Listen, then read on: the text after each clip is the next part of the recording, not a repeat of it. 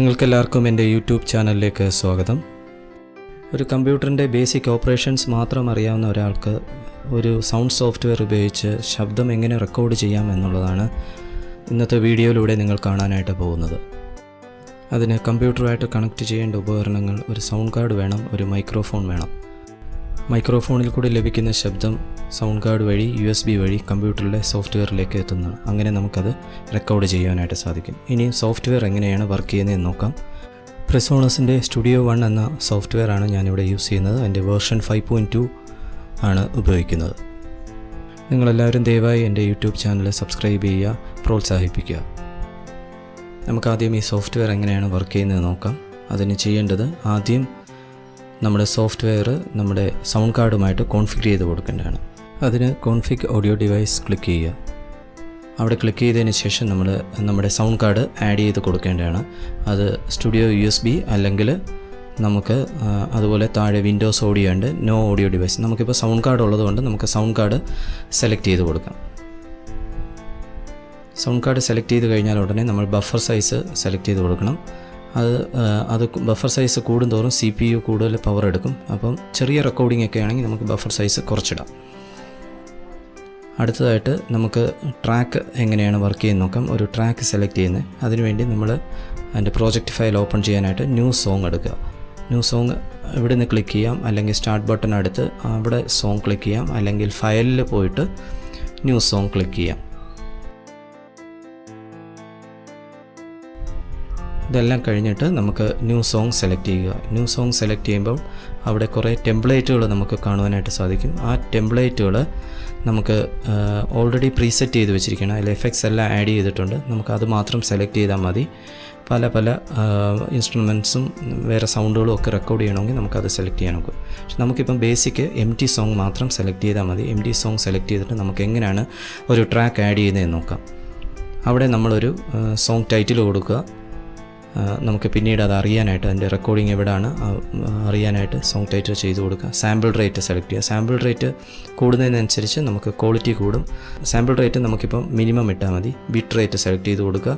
ഇത് രണ്ടും മാത്രം നമ്മൾ സൗണ്ട് റെക്കോർഡ് ചെയ്യാനായിട്ട് സെലക്ട് ചെയ്ത് കൊടുക്കേണ്ടതാണ്.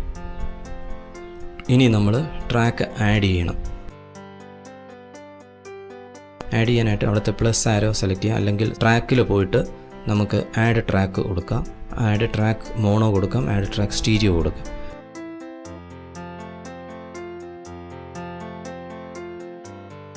നമ്മൾ പ്ലസ് സൈൻ ക്ലിക്ക് ചെയ്ത് മൈക്ക് ഏത് നെയിം കൊടുക്കുക, ആ ട്രാക്കിനൊരു നെയിം കൊടുക്കുക. മൈക്ക് 1 എന്ന് കൊടുത്തു. അത് കഴിഞ്ഞ് അവിടെ നമ്മൾ ഓഡിയോ ആണ് റെക്കോർഡ് ചെയ്യുന്നത്, അത് സെലക്ട് ചെയ്യുക. ട്രാക്കിൻ്റെ കളർ നമുക്ക് മനസ്സിലാകാൻ വേണ്ടി ഏത് ട്രാക്ക് കളറാണെന്ന് വെച്ചാൽ സെലക്ട് ചെയ്ത് കൊടുക്കുക, അല്ലെങ്കിൽ ഓട്ടോ കളർ സെലക്ട് ചെയ്ത് കൊടുക്കുക. നമ്മുടെ ഫോർമാറ്റ് മോണോ ആയിട്ടാണ് റെക്കോർഡ് ചെയ്യുന്നത്, അത് സ്റ്റീരിയോ ആയിട്ടാണ്. ചില മൈക്കുകൾ സ്റ്റീരിയോ മൈക്കുകളുണ്ടാവും, അതിനുവേണ്ടിയാണ് സ്റ്റീരിയോ കൊടുത്തിരിക്കുന്നത്. അതുപോലെ ഇൻപുട്ട്, സൗണ്ട് കാർഡിൻ്റെ ഇൻപുട്ട് ഏതിലാണ് വരുന്നത്? എൻ്റെ ഇൻപുട്ട് വരുന്നത് ഇൻപുട്ട് റൈറ്റിലാണ്, അത് സെലക്ട് ചെയ്ത് കൊടുക്കുക. Output main. ഓക്കെ കൊടുക്കുക. ഓക്കെ കൊടുക്കുമ്പോൾ നമുക്ക് ട്രാക്ക് വന്നു കഴിഞ്ഞു. ഇനിയാണ് നമ്മൾ ശബ്ദം റെക്കോർഡ് ചെയ്യാനായിട്ട് പോകുന്നത്. അതിനുവേണ്ടി ട്രാക്കിൽ റെക്കോർഡ് എനേബിൾ ചെയ്ത് കൊടുക്കുക. അത് എനേബിൾ ചെയ്തിട്ട് മൈക്രോഫോൺ ഓൺ ചെയ്യുക. ഓൺ ചെയ്യുമ്പോൾ തന്നെ നമ്മുടെ ശബ്ദം കേൾക്കാനായിട്ട് നമുക്ക് സാധിക്കും. ശബ്ദം കേൾക്കുന്നുണ്ടോ എന്ന് നമ്മൾ ചെക്ക് ചെയ്ത് നോക്കുക. Mic test. നമുക്ക് ശബ്ദം കേൾക്കാവുന്നതാണ്. ശബ്ദം കേൾക്കുന്നുണ്ട്. തുടർന്ന് നമ്മൾ താഴെ വന്ന് റെക്കോർഡ് ബട്ടൺ അമുക്കുക. Mic test. നമ്മുടെ ശബ്ദം പെർഫെക്റ്റ് ആയിട്ട് നമുക്ക് റെക്കോർഡ് ചെയ്ത് ലഭിച്ചിരിക്കുകയാണ്. ഇനി നമ്മളത് കേൾക്കുന്നുണ്ടോ എന്ന് നോക്കുക. Mic test. അത് നമുക്ക് കേൾക്കുവാനും സാധിക്കുന്നതാണ്. തുടർന്ന് നമ്മളത് അലൈൻ ചെയ്ത് കറക്റ്റാക്കി വെച്ചിട്ട് മാർക്കർ അഡ്ജസ്റ്റ് ചെയ്ത് വയ്ക്കുക. മാർക്കർ അഡ്ജസ്റ്റ് ചെയ്ത് വെച്ചതിന് ശേഷം നമ്മൾ എക്സ്പോർട്ടിന് വേണ്ടി പോവുക.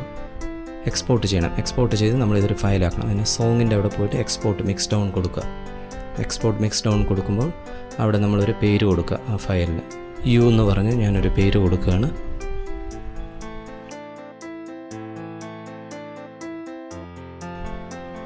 പേര് കൊടുത്തതിന് ശേഷം നമ്മൾ MP3 ഫയലാണോ വേവ് ഫയലാണോ ഏത് ഫോർമാറ്റിലാണ് നമുക്ക് ആ ഓഡിയോ വേണ്ടതെന്ന് നോക്കുക. MP3 ഫയലായിട്ടാണ് ഞാൻ സെലക്ട് ചെയ്തിരിക്കുന്നത്.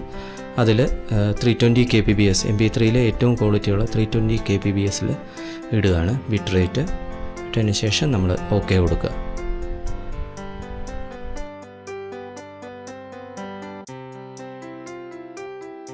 നമ്മുടെ ഫയൽ എക്സ്പോർട്ട് ആയിരിക്കുകയാണ്. ചെറിയ ഫയലായതുകൊണ്ടാണ് പെട്ടെന്ന് എക്സ്പോർട്ട് ആയത്. അത് വന്നിരിക്കുന്ന ലൊക്കേഷനാണ് നമ്മൾ കാണുന്നത്. ഇങ്ങനെയാണ് ഒരു ശബ്ദം റെക്കോർഡ് ചെയ്യുന്നത്. തുടർന്ന് നിങ്ങൾ എൻ്റെ ചാനൽ സബ്സ്ക്രൈബ് ചെയ്യുക. തുടർന്നുള്ള ഭാഗങ്ങളിൽ നമുക്ക് ബാക്കിയുള്ള കാര്യങ്ങൾ പഠിക്കാവുന്നതാണ്.